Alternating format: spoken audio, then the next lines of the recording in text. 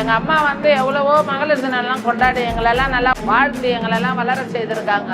எங்க அம்மா இருக்கிற மாதிரியே இருக்குது. இன்னைக்கும் ஒரு மகளிருக்காக 50% கொடுத்து எங்களெல்லாம் ஊக்குவிச்சிருக்காங்க அம்மா.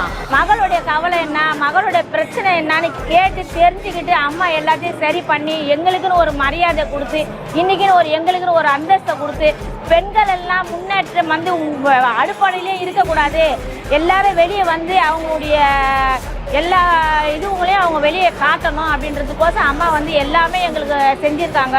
எங்களுடைய முன்னுதாரணமே அம்மா தான். அதிமுக கட்சியில மட்டும் மகளிருக்குன்னு ஒரு தனித்தன்மை இருக்குது. அதை வச்சு நாங்க ரொம்ப பெருமைப்படுறோம். இன்னொரு விஷயம் என்னன்னா, இந்த ஆட்சி சரியில்லை, ஆனா எங்க கட்சியில மகளிர் எப்பவுமே கெத்துதான். புரட்சி தமிழர் எடப்பாடியார், புரட்சி தமிழர் எடப்பாடியார்.